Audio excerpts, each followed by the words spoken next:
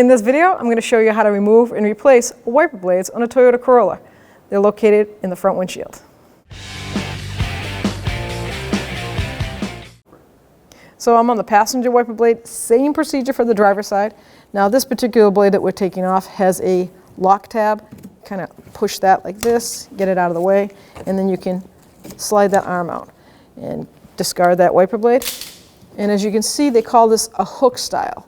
Now never hold this and let it go because it will come down and smash. It's spring loaded. So now we're going to take our new wiper blade, and you'll see how it's rounded right there because that's where the hook slides in.